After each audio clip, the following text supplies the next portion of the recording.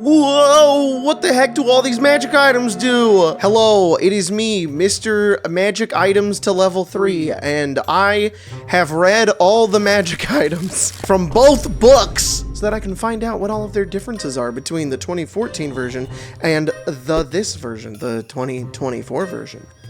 In stores now. I'm not sponsored by this at all. And that's what we're gonna do today. We're gonna compare all of the magic items to see where some of the changes are and potentially give a little bit of my opinion on what those changes are, but not a lot, so that all of you don't get mad at me.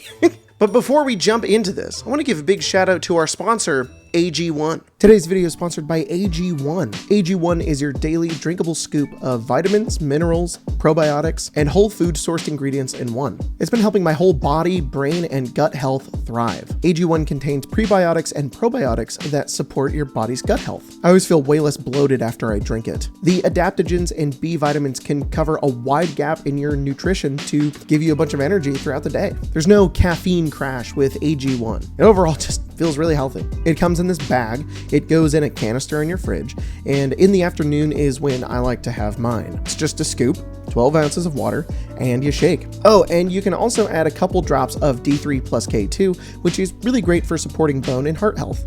After that, then you just shake. And it honestly tastes great. It's really light, pretty refreshing, and has a pineapple-y vanilla kind of flavor. And the best part is I'm feeling good all day. When AG1 first came in the mail, Colton was like, "Oh, AG1." And I was like, "Oh, you know what it is?" And he was like, "Yeah, you should let me know what you think of it." And now I'm here and I like it. It's pretty good. I'm gonna go have Colton try it now and hope that he likes it. So right now, AG1 is offering a surprise. There's a bonus gift on top of the welcome kit that you get when you first subscribe. Head to drinkag1/level3 to get your free welcome kit with your first subscription, plus this, potentially little surprise bonus. All right, back to the video. Okay, so this book is enormous, and there's a lot of teeny tiny little changes. I'm not going to be re-explaining every single magic item, but for some of them I need to so that you understand the context of why it was changed. But if an item remained unchanged, I'm just gonna say it's not changed. Go check it out. But without further ado, let's jump into this chaotic mess. Adamantine armor is unchanged, but now we have adamantine weapons, which automatically crit if they hit an object. Alchemy jug. The alchemy jug is fundamentally the same, except now you use a magic action to name the liquid and a utilize action to pour the liquid, which pairs with other abilities like action surge, so theoretically you couldn't action surge and then name a liquid in the alchemy jug. Also in 2014, you could make half an ounce of basic poison, and in 2024, you can make 4 ounces of basic poison. +1, +2, or +3 ammunition is exactly the same thing, except 2024 specifies that it's typically found or sold in quantities of 10 or 20 pieces, and 10 pieces of this ammunition are equivalent in value to a potion of the same rarity, which there are rules for that. Ammunition of slaying. Instead of having an arrow of slaying, we now have ammunition of slaying. Arrows of slaying would specify that they could also be bolts of slaying, but arrows were more common to find. But the new ammunition of slaying makes way more sense. 2024 ammunition of slaying also deals force damage instead of piercing damage, and it has a table so you can randomly roll on a creature type that the ammunition of slaying could deal the extra damage to, instead of just being like, I don't know, dragon. Now you can roll and it can be an ooze. Amulet of health is unchanged. Amulet of proof against detection and location is also completely unchanged, except now it specifies divination spells instead of divination magic, which makes more sense. Amulet of the Planes. In 2014, you had to make a DC 15 intelligence check in order to cast Plane Shift, and if you failed that, you rolled a D100, and from 1 to 60, you went to a random location on a plane, and from 61 to 100, you went to a randomly determined plane of existence. In 2024, it's a DC 15 intelligence arcana check, and on a failed check, instead of having the 1 to 60 or 60 to 100, there is now a table that determines which plane you go to, which is nice because the original was just like, I don't know, a random plane. And then the new one is like, all right, here's actually a table with the random planes. Like if you get 61 to 70, you then roll a D6, and on a 1, you go to the plane of air, and on a 4, you go to the plane of water. Good change. Animated Shield is completely unchanged. The apparatus of Qualish is mostly the same. It still weighs the same, the levers still do the same thing, it still has freaking 20 AC, 200 hit points, a speed of 30 feet, a swim of 30 feet, all of that stuff, immunity to poison and psychic damage. It has the button that you have to push to get into it, which for some reason requires an intelligence investigation check. I guess if you wanted to hide it as like a barrel, and it can still go underwater to a depth of 900 feet. And after that, you just... Ocean Gate. However, the 2014 version mentions that the apparatus has a tail. Also on levers 6 and 7, it does not specify that the legs need to be extended in order for it to swim or move. 2024 has omitted the tail and now specifies that you have to have the legs extended in order for it to move. +1, +2, or +3 armor is unchanged.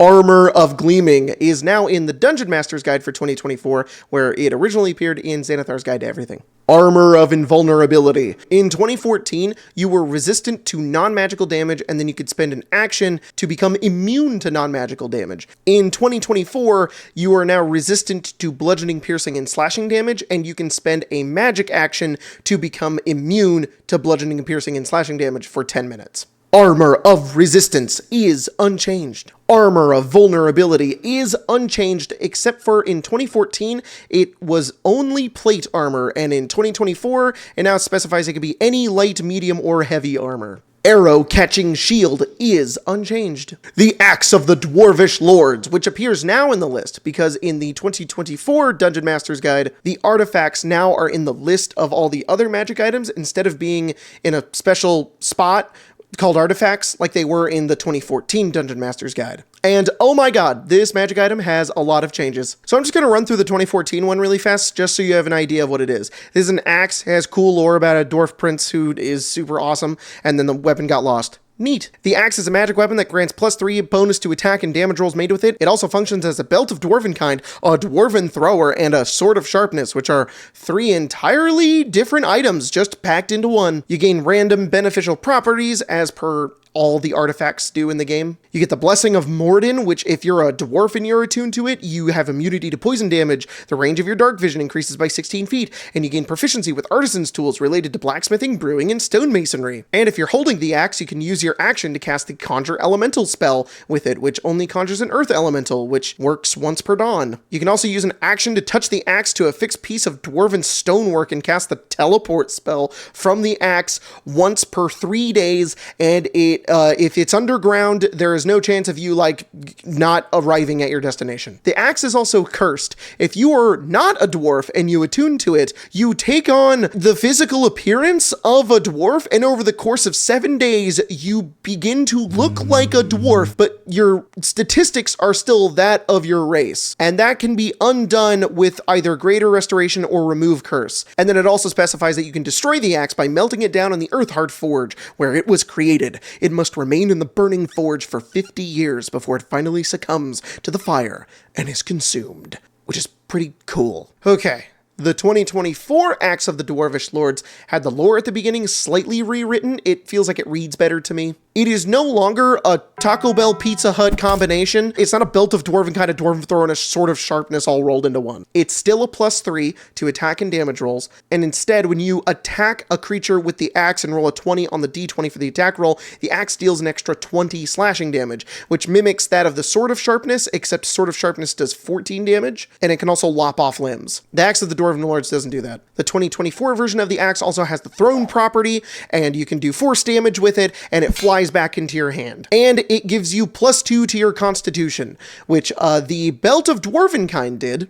But the Belt of Dwarvenkind also gave you advantage on persuasion checks to interact with dwarves. You would also have a chance to grow a beard, and you would learn how to use tools, and lots of things. Some of those things have translated over, like the dark vision. You gain dark vision with a range of 60 feet, and if you already have dark vision, its range is increased by 60 feet. Your constitution score increases by 2. You have proficiency with brewer's supplies, mason's tools, and smith's tools. You have immunity to poison damage and resistance to fire damage, and when you hit an object with the axe, the object takes the maximum amount of damage possible. And you no longer have to be a dwarf to gain all of those benefits.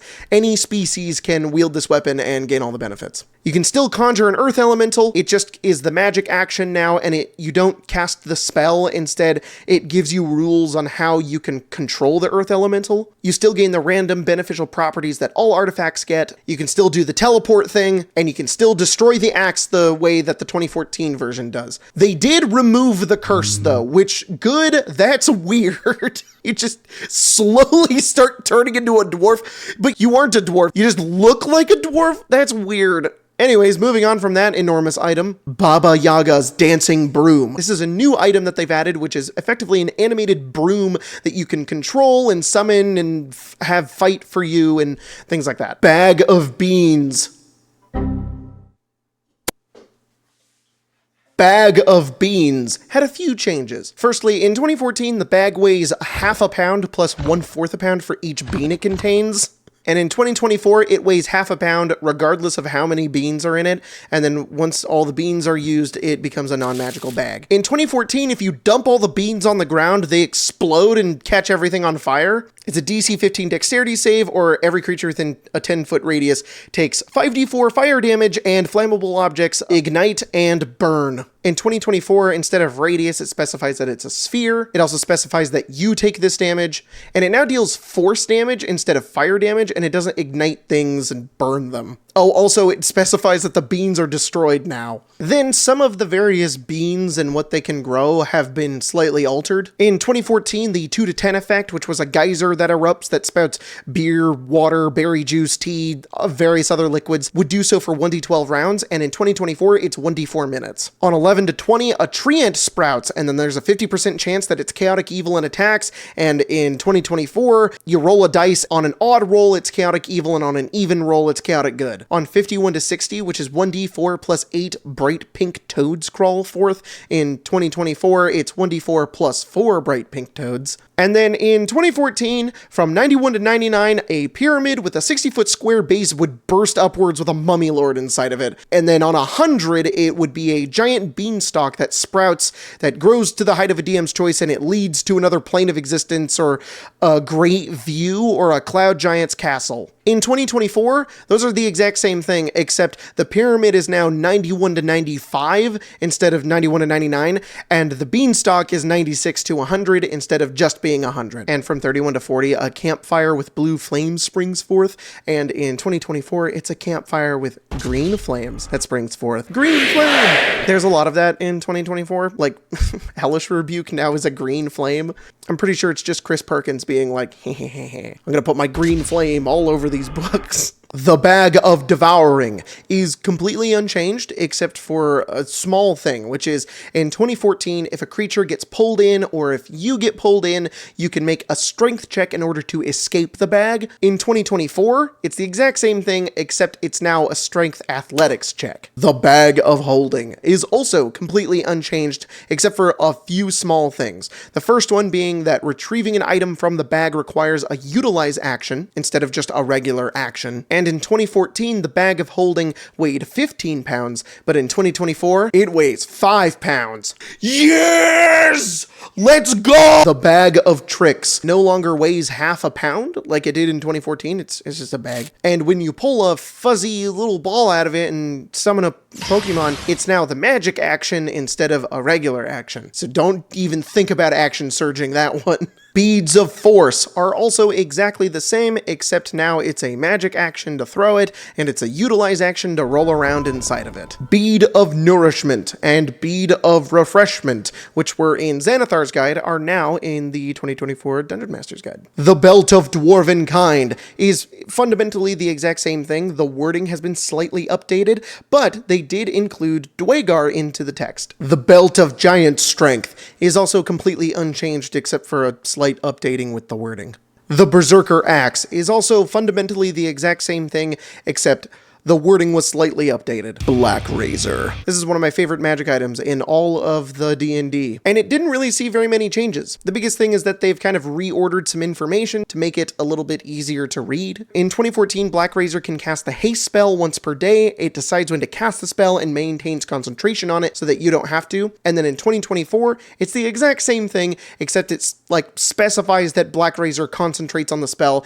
and then can decide to end it whenever he wants to, at the end of of one of your turns. In 2014, Black Razor had the ability to detect all creatures within 60 feet of you that aren't constructs or undead, and in 2024, it's now blind sight out to 30 feet, which is a pretty big debuff, but I mean, being able to detect all creatures within 60 feet of you was kind of insane. And then one of my favorite things is that it now specifies at the end how to destroy Black Razor. Black Razor can be destroyed by crushing it in the great gears of Mechanus. Primus, the creator of the Modrons, also knows a series of musical tones that Black Razor can't stand to hear, causing the sword to shatter. Pretty cool. The Book of Exalted Deeds saw quite a few changes. In 2014, it required attunement by a creature of good alignment, and in 2024, it requires attunement from any creature. In both 2014 and 2024, you have to be attuned to it in order to open the clasp and read it. And in 2014, if an evil creature reads the book, they take 24d6 radiant damage, and if it reduces them to 0 hit points, they are gone in a blinding flash, and the damage can't be mitigated in any way. If they're immune or resistant, it doesn't matter. In 2024, it's the exact same thing, except instead of an evil creature, it is now a fiend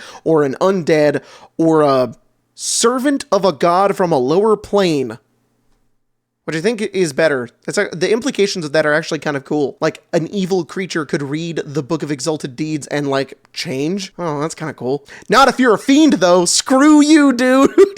In 2014, you got random properties. Your wisdom increased by 2 to a maximum of 24. You would gain Enlightened Magic, where once you've read and studied the book, any spell slot you expend to cast a cleric or paladin spell counts as a spell slot of 1 level higher. And you gained a halo, which created light in a radius and gave you advantage on persuasion checks to interact with good creatures and advantage on intimidation checks against evil creatures. And also, fiends and undead within the halo's bright light make attack rolls against you with disadvantage. And to destroy the book, you just gotta hold it in the river Styx. It renders the magic useless and all of its pages become blank for the next 1d100 years. In 2024, instead, you get different abilities. One of them is called Celestial Calm, which is while you're attuned to the book, you have immunity to the charmed and frightened conditions and resistance to psychic damage. And then if you finish reading the book, which takes 80 hours, those effects become permanent. Your wisdom also does increase by 2 to a max of 24. And you also gain the Enlightened Magic feature, but instead of it being a paladin or cleric spell that gets upcast,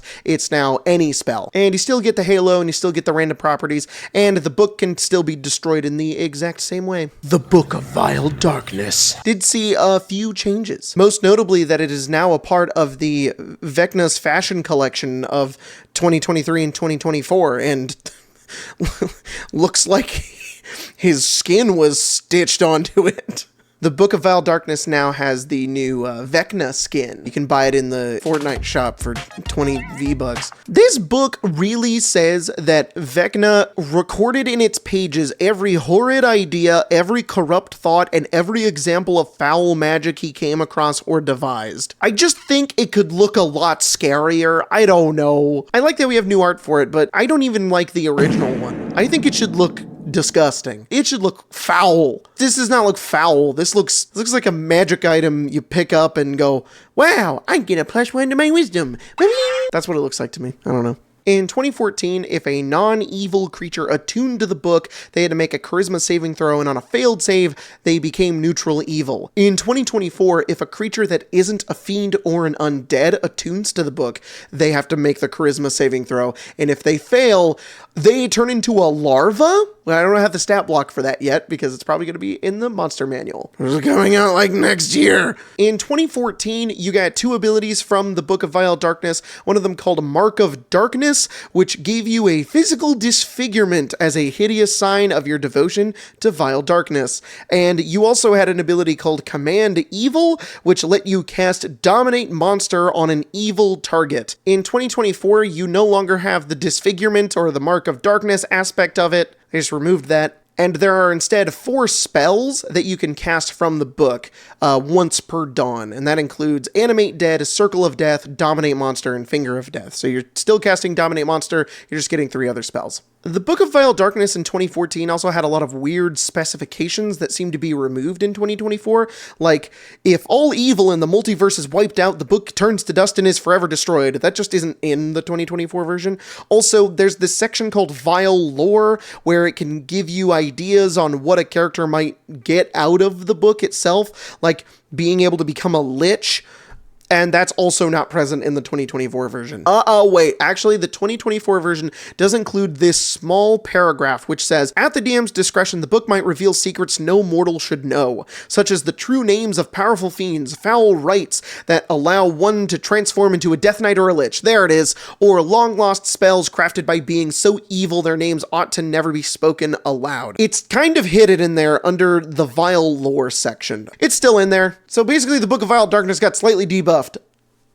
The Boots of Elven Kind. In 2014, they give you advantage on stealth checks that rely on moving silently, but in 2024, you just have advantage on stealth checks. It doesn't matter if you're moving silently, you just have advantage. That specification is kind of nice. The Boots of False Tracks. This common magic item is from Xanathar's Guide and is now in the Dungeon Master's Guide. Boots of Levitation. You can cast Levitate on yourself. It's the exact same thing. The Boots of Speed are entirely unchanged. The Boots of Striding and Springing are slightly changed. They still do the same thing where your speed is 30 feet regardless if you're encumbered or not. The Boots of Striding and Springing in the 2014 version just make your jump 3 times the normal distance, but you can't jump farther than your remaining movement would allow. This is also how the jump spell worked in 2014. It would like triple or double your jump distance. In 2024, the Boots of Striding and Springing say that once on each of your turns, you can jump up to 30 feet by spending only 10 feet of movement. And that's also how the jump spell works now, which is way easier to figure out and a lot better. The Boots of the Winterlands are exactly the same thing, except slightly reworded. This one's really funny to me, though. It says, the 2014 version says, these furred boots are snug and feel quite warm. And in 2024, it says, these furred boots are snug and feel warm. They don't feel quite warm anymore. They just feel warm. The Bowl of Commanding Water Elementals actually had a huge change. So on the surface, they may seem exactly the same because in 2014, it just says you can cast Conjure Elemental once per dawn. In 2024, it says that the elemental appears in an unoccupied space as close to the bowl as possible, understands your languages, obeys your commands, and takes its turn immediately after you on your initiative count. It also disappears after an hour. When it dies, or when you dismiss it as a bonus action, you can't use the bowl until the next dawn. And you're like, yeah, that's how Conjure Elementals works, right? Right? No, Conjure Elementals takes a minute to cast, it has concentration, and if you lose concentration on the spell, the elemental turns on you and attacks you. So it doesn't do that anymore. You don't have to concentrate on it. It's just a magic action to summon the elemental, and it won't turn on you and attack you. So huge buff, huge day for Bowl of Commanding Water Elementals enjoyers. The Bracers of Archery are unchanged. The Bracers of Defense are also unchanged. The Brazier of Commanding Fire Elementals has the same changes as the Bowl of Summoning Water Elementals, and I assume there's other ones that summon elementals. They've all been entirely buffed so that you don't have that weird 1 minute concentration. Also, it'll turn on you if you lose concentration thing. They work a lot better now, which I think is way cooler. The Brooch of Shielding is unchanged. The Broom of Flying is also fundamentally the same thing, except a slight word update, which is that you don't have to speak its command word in order to make it fly. Instead, now it's the magic action, which also makes it an action now, so it's slightly worse. It also specifies that it stops hovering when you land or when you're no longer riding it, while 2014 just said it stopped hovering when you land. And then also to send it somewhere else, within a mile, wherever you want, so long as you're familiar with the location, is now a magic action instead of just you do it. The Candle of Invocation has quite a few changes. In 2014, a Candle of Invocation was dedicated to a deity and shared the deity's alignment. You could detect the alignment with a Detect Evil and Good spell, and then the DM chooses the god and the associated alignment or determines the alignment randomly, and then there's a table of random alignments. There's a 10% chance for all of them, except for Chaotic Good and Lawful Good, where there is a 15% chance. Then you can use an action to light the candle. It lasts for 4 hours or until it's destroyed. The candle sheds light in a 30-foot radius, and then if you're within that radius and your alignment matches the candle's alignment, you gain advantage on ability scores, saving throws, and attack rolls. And a cleric or druid in the light whose alignment matches the candle's can cast first-level spells he or she has prepared without expending spell slots. Way to stick to the two-gender narrative 2014 DM's guide. Though the spell's effect as if it was cast with a first-level slot. And then when you light the candle for the first time, you can cast Gate with it. That's a Candle of Invocation in 2014. In 2024, the alignment thing is not a thing. Just get rid of it. It's gone. It's not real. It was never there.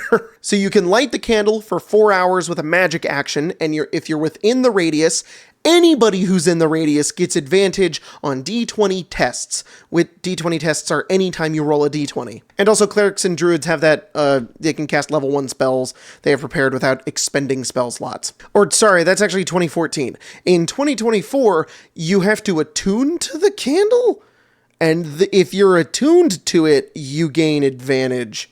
Oh, that's really interesting. In 2014, it specifies any creature within the light whose alignment matches the candle gets the advantage on the D20 rolls, but in 2024, it doesn't specify that. It just says, while you are within that light, making me think you need to be attuned to it in order to gain this bonus. I actually think that's how that works. And then alternatively, when you light the candle for the first time, you can cast Gate with it. When you do so, it destroys the candle. The portal created by the spell links to a particular outer plane, which is either chosen by the DM, or you can roll for it on a table that they made. So there's still a table, but it's a 1 to 100 table for all the planes, including like Arcadia, Elysium, the Nine Hells, Hades, Limbo, all that stuff. The Candle of the Deep is another common item that was added into the Dungeon Master's Guide from Xanathar's Guide. The Cape of the Mountebank is completely unchanged, except it's a magic action to cast Dimension Door. And in 2014, it had this whole paragraph describing how a cloud of smoke appears, it lightly obscures you, and then wind blows it away. In 2024, it just says that you create a cloud of smoke, it's lightly obscured, and it lasts until the end of your turn. The Cap of Water Breathing is also the exact same thing, except in 2014, it's a command word to make the cap have a bubble that lets you breathe underwater, and in 2014, it's the magic action. They really like using this magic action thing, and honestly, I kind of like it too. It's kind of cool. I like the idea of, instead of being like, water cap on, it's like your character goes like this, or they're like, and they like cause the thing to create the bubble. Like, that's cool. The Carpet of Flying is the exact same thing, except instead of using an action, you use the magic action and the command word. This one specifies magic action plus command word. Cast Off Armor is a common item from Xanathar's Guide that is now in the Dungeon Master's Guide. Pretty sure they put every common item in here, but I'm gonna say every single one. The Cauldron of Rebirth is a new magic item. It's a tiny little pot that you can use as a spellcasting focus or to cast scrying. Not like it can cast scrying, but like, because scrying requires that you have like a little thing, you can use it for that. You can also use the cauldron to brew greater potions of healing. And as a magic action, you can make it become enormous, as big as to put a medium humanoid into it, and you can just throw a dead guy in there, cover it with 200 pounds of salt, which costs 10 gold pieces, for 8 hours, and then the salt's consumed, and the person is brought back to life as if you had casted Raise Dead. Cool item! The Censer of Controlling Air Elementals is the exact same buffs that the fire and the water one got. It's a lot better. It's very cool. Charlatan's Die is another common item from Xanathar's Guide to Everything that they put in the Dungeon Master's Guide. The Chime of Opening is kind of different. You now use a magic action to strike it and point it towards a door, which you want to unlock, or a chest or a window or whatever. But instead of it like reading what it does, like it opens it, instead you cast the knock spell, and then the spell's customary knocking sound is replaced by the clear ringing tone of the chime, which is audible out to 300 feet. 2014 didn't specify how far you could hear the sound, and in 2024 now it gives away your position, so thanks, Chris Perkins. The Circlet of Blasting is unchanged. The Cloak of Arachnida is exactly the same thing, except slightly reworded to make a little bit more sense. Like the spider climb section in the 2014 one, it just says you have a climbing speed. And then in 2024, it's like you have a climbing speed equal to your speed and can move up, down, and across vertical surfaces and along ceilings while leaving your hands free. Thank you for the specification. The Cloak of Billowing is a common magic item that was in Xanathar's Guide to Everything that is now in the Dungeon Master's Guide. The Cloak of Displacement is also exactly the same, except in 2014, the property would be suppressed while you are incapacitated or restrained or otherwise unable to move, and then in 2024, it just specifies that the property is suppressed while your speed is 0. The Cloak of Elven Kind is a little bit better in 2014 when you had to wear it with the hood up in order to gain advantage on stealth checks made to hide and perception checks against you at disadvantage. It also specified that the cloak's color shifts to camouflage you, and then pulling the hood up or down requires an action. And then the 2024 version made that a magic action. Just kidding, it didn't. It's no longer an action. You don't even have to have the hood up. You just wear the cloak, you attune. Bada bing, bada boom. You have advantage on stealth, we bring the boom! Oh, this is so dumb. Double Cloak of Elven Kind. The Cloak of Invisibility is so much better. Oh my god. Well, it's not better, but it's better on the accounting side of things. In 2014, you had to use an action to pull the hood up or down in which you would become invisible, but you would deduct the time that you were invisible in increments of 1 minute. The cloak's maximum duration is 2 hours, and after 2 hours of use, it would cease to function, and then if you didn't use it for 12 hours, it got an hour of it back. You had to recharge the battery on the Cloak of Invisibility. In 2024, it just has 3 charges. You use the magic action and you use a charge and you're invisible for an hour unless you pull the hood down. That's it. So much simpler, so much easier. The Cloak of Many Fashions is a common item from Xanathar's Guide to everything that was added into the Dungeon Master's Guide. The Cloak of Protection is unchanged. The Cloak of the Bat is unchanged, except it says in 2014, it says you can use your action to cast Polymorph on yourself, transforming into a bat, and in 2014, it says shape-shifting into a bat. The Cloak of the Manta Ray. In 2014, you had to use an action to pull the hood up or down to be able to breathe underwater and have a swim speed of 60 feet. And in 2024, you just have to be in tune to it. No action required.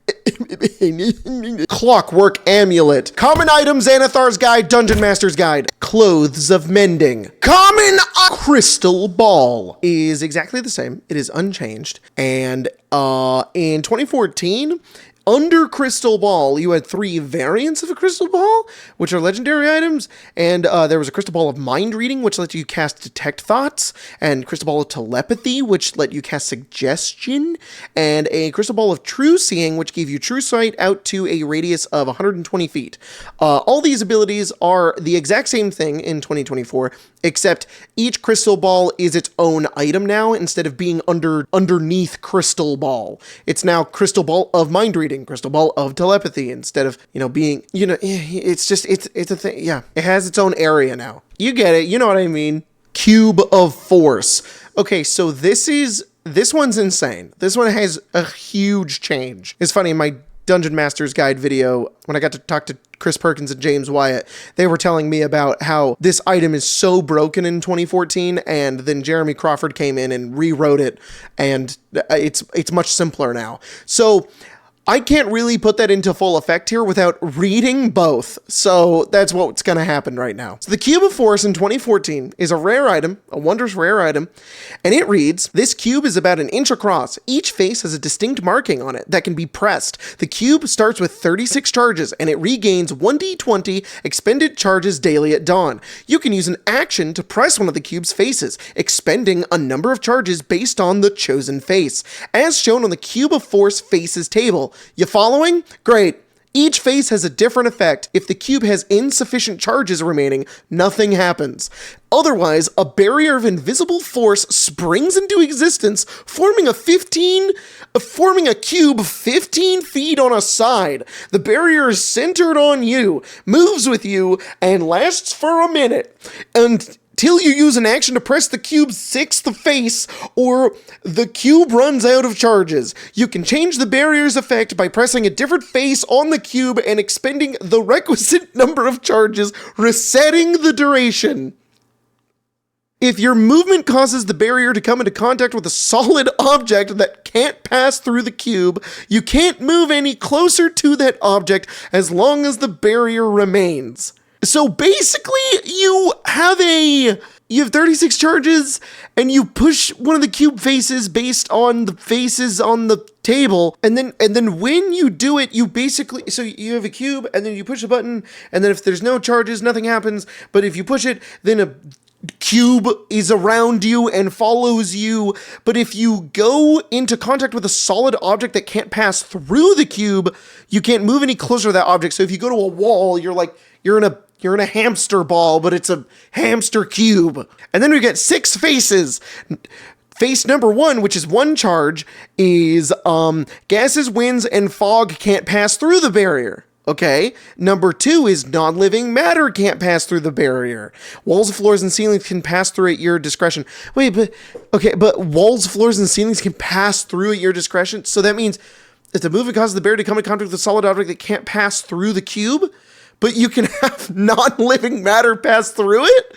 So it's not a hamster ball. You just choose what goes through it. The number 3 says living matter can't pass through the barrier. Number 4 is spell effects can't pass through the barrier. Number 5 is nothing can pass through the barrier. Walls, floors, and ceilings can pass through at your discretion, even though it specifies previously that if a solid object that can't pass through the cube moves into it, you just can't move closer towards it. What? And then the 6th one deactivates the barrier. Okay. What? Then it says the cube loses charges when the barrier is targeted by certain spells or comes into contact with a certain spell or magic item effects shown in the table below. Disintegrate is 1d12 charges lost. A Horn of Blasting is 1d10 charges lost. Pass Wall is 1d6 charges lost. Prismatic Spray is 1d20. And Wall of Fire is 1d4. Okay, what a weird magic item. Okay, then the new Cube of Force says the cube is about an inch across. It's like this big. It's basically a d6. Each face has a distinct marking on it. You can press one of those faces, expend the number of charges required for it, and thereby cast the spell associated with it. Save DC 17, as shown in the Cube of Force faces table. The cube starts with 10 charges and it regains 1d6 expended charges daily at dawn. Was that so hard? Thank you, Jeremy Crawford, for making this make a million times more sense. The Cube of Force faces. Oh, okay. Interesting. So it does Mage Armor, Shield, Leomund's Tiny Hut. So Mage Armor or Shield, which is 1 charge cost. Leomund's Tiny Hut, which is 3 charges. Mordenkainen's Private Sanctum, which is 4 charges. Autoluke's Resilient Sphere, which is 4 charges, and Wall of Force, which is 5 charges. Yeah, that makes a little more sense, I guess. These are already spells and abilities that we have within the game, so we can just use those now instead of this weird kind of, like, you create a cube that surrounds around you and then gases can't pass through it. It's not, it is effectively doing the same thing, but also it isn't. Especially because I think Leomund's Tiny Hut takes a minute to cast. Yeah, Leomund's Tiny Hut takes a minute to cast, so it would take a minute to cast with this Cube of Force as well, which is, that is different. Like, you now have weirdly, like, time limits associated with them, which it is nice that it is simpler now, but I feel that maybe it's a little too simple. It's effectively doing the same thing. I don't know if I'm scrutinizing for no reason at all. It's fine, whatever. The old one's really confusing. But anyway, to summarize, the original Cube of Force had 36 charges, and it would create a dome around you, and by dome I mean a cube around you, while you held the cube and pushed a charge, and you, depending on how many charges you used, it would determine what could pass through the cube and what couldn't. And then certain spells, when casted on it, would get rid of some of the charges. The new Cube of Force is this big, and you push, it has 10 charges and you push one part of it, it casts a spell that creates areas of effect where things can't pass through it. Wall of Force, you can basically, nothing can pass through it except for like teleportation. And Mordenkainen's Private Sanctum, which creates like a giant area where you can like decide who can't enter, who can or can't see inside of it, or who can or can't teleport inside of it. Mordenkainen's Private Sanctum is kind of better than Wall of Force, although I think Wall of Force is an action and Mordenkainen's Private Sanctum maybe like a minute or something. So yep, cool, I guess. The Cube of Summoning is a new magic item in the 2024 Dungeon Master's Guide, which is a fun bit of lore. When I got to talk to Chris Perkins and James Wyatt, they told me that because the Cube of Force got so heavily reworked, it was so much smaller than what it was supposed to be before, so they had extra space in the Dungeon Master's Guide where there was basically nothing. And as somebody who has gone into the process of designing books like this, you can't just backspace and put everything everything up one. Like, designing a book like this takes a long time, and you can't just move things around so easily like that. It's a really lengthy process. So instead, they wrote up a new item, and that's really fun and interesting. I love that. But the Cube of Summoning is a tiny little cube that looks like a jack-in-the-box, and you can use it once per dawn. You roll a d6, and it summons a random creature by using the new summon spells that they made for 2024, like Summon Aberration, Summon Beast, Summon Dragon, Summon Fae, Summon Elemental, or Summon Construct. It's always cast at level 5, the DC 17, with a +9 attack bonus. This is a really fun and unique item. I really like it. The Cubic Gate is completely unchanged, but all the information was rearranged, and it was really confusing to cross-reference them. Daern's Instant Fortress. I feel like I maybe affected this one a little bit. I told my Daern's Instant Fortress at him and say the command word. So there's a couple of changes. To use it, you have to use a magic action. And in 2024, it actually specifies when it's describing it that it's made of adamantine, while the 2014 version doesn't specify it's made of adamantine until like the last paragraph. It is the same height, the same width, the arrow slits, the ladder, all that stuff. A door. The door only opens at your command, which is a bonus action. It's immune to the knock spell. But in 2014, it specifies that it has 100 hit points, while in 2024, it still has 100 hit points, but it also specifies that the roof, the door, and the walls have an AC of 20, so now you have an armor class. However, the biggest change comes with the fact that the 2014 version required everyone in the area where it appears to make a DC 15 dexterity saving throw, or they would take 10d10 bludgeoning damage on a failed save, or half as much, and then they're pushed to an unoccupied space around it. In the 2024 version, it doesn't do that. It just pushes you. It just goes whoop, and you're like, whoa, that was weird. So no, you cannot throw a Daern's Instant Fortress at a dragon and kill it. You couldn't do that anyways because it specifies you have to place it on the ground. No! The Dagger of Venom is the same, except it now uses a bonus action instead of an action. Dancing Sword. This one is completely unchanged, except for the fact that in 2014, it says any sword, and then in 2024, it specifies great sword, long sword, rapier, scimitar, or short sword. I think those are all the swords. The Dark Shard Amulet is a common item from Xanathar's Guide that is now in the Dungeon Master's Guide.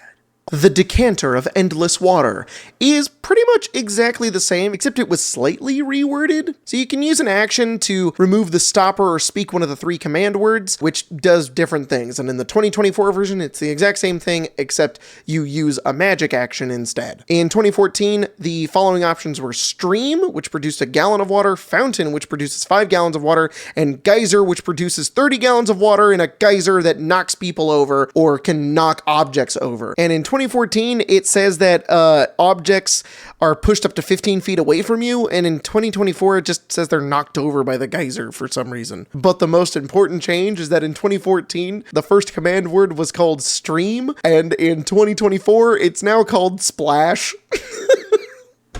They were tired of everybody calling it a piss stream. Stream! That's so funny. The Deck of Illusions. This had quite a few changes. So first of all, most notably, is that in 2014, you use this magic item by actually using a set of playing cards in order to draw the card from the magic item, which is kind of cool and kind of novel. Lots of people have decks of cards laying around, but the 2024 version kind of scraps that idea, and instead, it is a percentage check on what you draw from the deck, which I think makes more sense. I think it's a cool idea that you can do the playing card method, but I think the default method should be a dice roll because that's what you come to the table prepared with. And I would say that this would be kind of dumb if we didn't have access to the old book, but if you just want to use the old book version as like a homebrew version, they're fundamentally the same thing. The only thing I've noticed with the 2024 version that's slightly different is that you need to use the magic action in order to use it, and a creature has to take the study action to visually inspect the illusory creature to determine whether it's an illusion or not, which is a new rule in 2024. You take the study action to do that. The list is also slightly different. Everything that is on the 2014 one is on the 2024 one. They've just kind of been rearranged. In 2014, you could sometimes have ones that have multiple creatures, like a bandit captain and 3 bandits, or a knight and 4 guards. In 2024, it's just a knight, or it's just a bandit, or it's just an assassin or an archmage. And if you get 97 to 100, you get the card drawer, which is the same as in the 2014 version if you drew a Joker. 2014 also specifies, if you get a Queen of Hearts, that it's succubus or incubus. And in 2024, succubus is 85 to 87 and incubus is 55 to 57, which I think is good. Very tiny things. The Deck of Many Things. This one had a lot of changes. So primarily right off the bat, the initial way that the Deck of Many Things works still is exactly the same. Before you draw a card, you have to declare how many you draw, and then whether or not you draw them, they happen to you. In 2014, it was much like the Deck of Illusions. You would do this with playing cards. So you would have King of Diamonds, which would be Sun, or Jack of Diamonds, which would be Star. In 2024, it is a dice roll, which I think is better. This is a fun, novel way to do it, obviously, but I think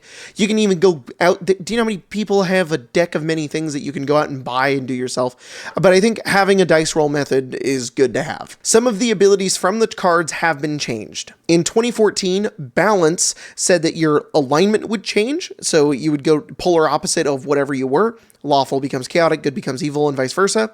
In 2024, you increase one of your ability scores by 2 to a maximum of 22, but then you have to decrease another one of your ability scores by 2. You can't decrease an ability score that has a score of 5 or lower, and you can also just choose not to do this. You can just be like, nope, and then the card disappears. Comet is a little different. In 2014, it said if you single-handedly defeat the next hostile monster or group of monsters you encounter, you would gain experience points enough to gain 1 level. Otherwise, the card has no effect. In 2024, it says the next time you enter combat against one or more hostile creatures, you can select one of them as your foe when you roll initiative. If you reduce your foe to 0 hit points during the combat, you have advantage on death saving throws for 1 year. If someone else reduces the chosen foe to 0 hit points, or you don't choose a foe, the card has no effect. So it looks like they're moving away a little bit from the whole XP and level up side of the Deck of Many Things and alignment, and instead giving you just more baseline effects that can happen that don't make you a different level than the rest of the party. Donjon is still the same. Urael is still the same. Fates is still the same, but in 2014 it's the Fates, and in 2024 it's Fates. Flames is the same. Fool is different. In 2014, you would lose 10,000 XP, discard the card, and then draw from the deck again, and then counting both draws as one of your declared draws. If losing that much XP would cause you to lose a level, you instead lose an amount that leaves you with just enough XP to keep your level. Okay. In 2024, if you draw the Fool, you have disadvantage on D20 tests for the next 72 hours. Then you draw another card, and that's one of your declared cards. Not nearly as bad. Gem is still the same. In 2014, there was the Idiot card, which reduced your intelligence by 1d4 plus 1, and then you can draw an additional card beyond your declared draws. And in 2024, it's been renamed to Puzzle, and it reduces your intelligence or wisdom score, and then you can draw another card. Jester is different. In 2014, you would gain 10,000 XP, and then you can draw 2 additional cards. In 2024, you gain advantage on D20 tests for the next 72 hours, and then you can draw 2 additional cards. Key is still the same. Knight is slightly different. In 2014, it said you gain the service of a 4th level fighter who appears in a space you choose within 30 feet of you. They're the same race as you, and they serve you loyally until death, believing the fates have drawn them to you. You control the character. In 2024, it says you gain the service of a knight, there's a stat block for it, who magically appears in an unoccupied space you choose within 30 feet of yourself. The knight has the same alignment as you and serves you loyally until death, instead of being the same race as you. It still says it believes the 2 of you have been drawn together by fate, but 2024 specifies work with your DM to create a name and backstory for this NPC. The DM can use a different stat block to represent the knight as desired, which is pretty cool. Moon is still the same. Rogue is still the same. Ruin is still the same, but in 2024 it also specifies if you have a bastion, it is destroyed by some calamity beyond your control, which is pretty funny. In 2014, we had the Vizier card, which was at any time you choose within 1 year of draw drawing this card, you can ask a question in meditation and mentally receive a truthful answer to that question. Besides information, the answer helps you solve a puzzle, problem, or other dilemma. In other words, the knowledge comes with wisdom on how to apply it. In 2024, it's now the Sage card, and it says, at any time you choose within 1 year of drawing this card, you can ask a question in meditation and mentally receive a truthful answer to that question. That is better and makes more sense. The Skull card is still the same, except the Avatar of Death stat block is slightly different. In 2014, it didn't have any languages, which is weird because the card specifies that it speaks to people who try to attack it and tells them, like, not to do that. And in 2024, the Avatar of Death can speak all languages known to its summoner. In 2014, it had 60 feet of dark vision, and in 2024, it doesn't have that, but it still has 60 feet of true sight. In 2014, it had turning immunity, meaning it was immune to features that turn undead, and in 2024, it doesn't have that, so freaking Cleric can turn the Avatar of Death from the deck of many things. And in 2014, it had one action, which is it can sweep its spectral scythe through a creature within 5 feet of it. And in 2024, it has the same thing, except it has multi-attack now, and it says that the Avatar makes a number of reaping scythe attacks equal to half the summoner's proficiency bonus rounded up. The Star card is still the same. Sun is different. Instead of gaining 50,000 XP and a wondrous item, you gain a magic item that is chosen by the DM, doesn't have to be a wondrous item, and you gain 10 temporary hit points daily at dawn until you die. That's way different than 50,000 XP. Talons is still the same. Throne is a little different. In 2014, you just gained proficiency in Persuasion, and then you double your proficiency bonus on checks that are made with that skill. In 2024, you gain proficiency and expertise in a choice of History, Insight, Intimidation, or Persuasion. And then you also get the whole thing with the castle that has monsters in it. And lastly, Void is still the same. Defender. This weapon is the exact same, except in 2014, it said it could be any sword, and in 2024, it says any melee weapon. Demon Armor is unchanged, except in 2014, it was plate armor, and in 2024, it can be any light, medium, or heavy armor. The Demonomicon of Igwilv is a magic item from Tasha's Cauldron of Everything, which was imported into the 2024 Dungeon Master's Guide. And from my inspection, it seems to be the exact same. There is, I think, maybe slight differences. I may have seen that you use a magic action in here somewhere. I could be wrong, though, but fundamentally, yeah, you use a magic action to trap a demon in the pages. That's one thing that you can do. Other than that, it seems to be the exact same thing. Dimensional Shackles. These are exactly the same, except you use a Utilize action to place the shackles on a creature. Dragon Scale Mail. This is exactly the same, except in 2014, you had advantage on saving throws against the Frightful Presence and Breath weapon of dragons, but in 2024, you only have advantage against the Breath weapon, not the Frightful Presence. Which is kind of funny. In 2014, if you wore it, it was like, I'm not scared, but in 2024, it doesn't matter if you're wearing a dragon, it's still gonna be scary. Dragon Slayer. This is exactly the same, except for like a little update in the text where in 2014 it was like, for the purpose of this weapon, dragon refers to any type of creature, dragon, turtles, wyverns. In 2024, it's just like, if the creature type is dragon, you do the damage. Dreadhelm. This is a common magic item from Xanathar's Guide that is now, yeah, you guessed it, in the 2024 Dungeon Master's Guide. I think the Dreadhelm is what the dude on the cover wears. That guy. Warduke, the League of Malevolence, which every time I say sounds so silly, and they always remind me of that one SpongeBob bit where they're like, every villain is lemons. That's what Colton and I call them. The every villain is lemons. Drift Globe is exactly the same, except you use a magic action to Dust of Disappearance. It's exactly the same, except it now says an emanation instead of the area of effect. Also, 2014 said it came in a packet, and now it doesn't say that anymore, which is just kind of funny. Dust of Dryness is the same, except it uses you do a Utilize action. Dust of Sneezing and Choking. This is a lot more brutal of an item than I remember. I forgot that it says that you begin suffocating because you're sneezing so much. This one is also exactly the same, except you use a utilize action in order to use it. And in 2014, it specified that if a creature needs to breathe, then they make the saving throw. But in 2024, it says that constructs, elementals, oozes, plants, and undead succeed on the save automatically. Dwarven plate is exactly the same, except in 2024, it can be half plate or plate instead of 2014's just plate. And finally, the Dwarven Thrower. This weapon is also exactly the same, except there's a funny little caveat with this one. So we were talking about the Dwarven Lords earlier and the Belt of Dwarvenkind, how they're kind of different now, how they don't turn you into a dwarf, or you don't have to be a dwarf to be attuned to them. In 2014, the Dwarven Thrower could only be attuned to by a dwarf. And in 2024, it is, funnily enough, the same thing, but it specifies it requires attunement by a dwarf or a creature attuned to a Belt of Dwarvenkind. A little bit of that flavor from 2014 coming back in here. Little kind of interesting, little fun. And there you have it. That's about 1/6 or 1/8 or hopefully less than that of all the magic items that are in the 2024 Dungeon Master's Guide. I wish I could have done all of them, but I've been recording for far too long at this point, and this video is already going to be really long. So keep an eye out in the future. I'm going to try to get the rest of them done as well. This is also just an excuse for myself to also know all the differences going forward.